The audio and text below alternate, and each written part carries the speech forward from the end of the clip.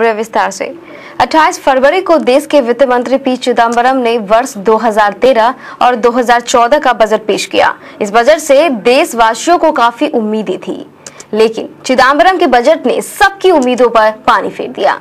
जहां एक तरफ लोगों को आयकर की छूट सीमा 2.5 लाख होने की पूरी उम्मीद थी, वहीं दूसरी ओर यह विश्वास भी था कि अनुभवी चिदम्बरम अपने बजट से डायन जैसी महंगाई पर अंकुश लगाने के उपाय अवश्य करेंगे, लेकिन सब बेकार। इस बजट में चिदम्बरम का ना तो अनुभव नजर आया और ना ही ऐसी कोई कोशिश दिखाई पड़ी जिससे महंगाई पर नियंत्रण पाया जा सके।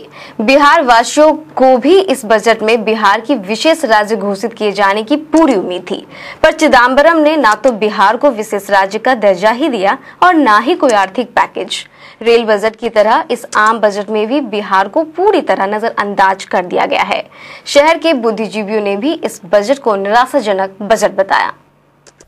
उस बजट के पहले सर्वेक्षण में भी है कि बिहार को विशेष राज्य के दर्जा में जो मानदंड तय था, मानदंड में परिवर्तन की आवश्यकता भारत सरकार ने जताई है।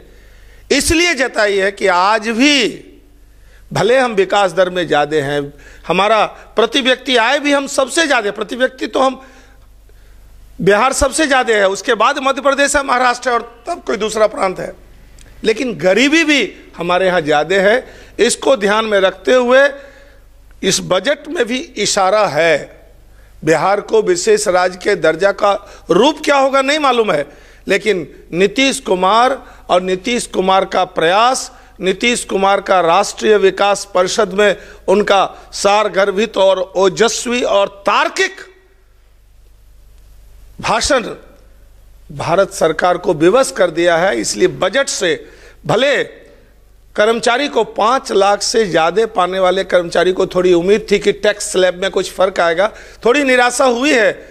एक लोकप्रिय गाना है, सैया तो खूब ही कमात है, महंगाई डायन खाए जात है। तो इस बजट से महंगाई कम से कम किसी भी रूप में कम नहीं होने जा रही है।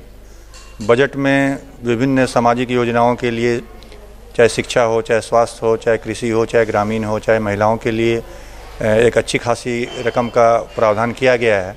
किंतु दिक्कत यह है कि राजीव गांधी से राहुल गांधी तक सभी मानते हैं कि 1 रुपये में 15 पैसे का ही ज़मीनी स्तर पर पहुंच पाता है।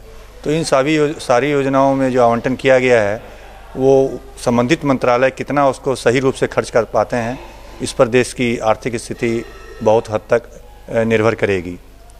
व्यवसायी वर्ग के लिए देखा जाए तो इनकम टैक्स का डायरेक्ट टैक्स कोड या जीएसटी दोनों का कोई भी रोड मैप इसमें कहीं भी नहीं दिया गया है। उद्योगों के लिए इन्वेस्टमेंट अलाउंस जो 15% दिया गया है उसका मैं स्वागत करता हूं, लेकिन कुल मिलाकर के न तो महंगाई कम होगी, न इस बजट से रोजगार के अवसर पैदा होंगे, न कोई हम लोग की जीडीपी इस बजट से बढ़ने वाली है। यह मेरा विचार है।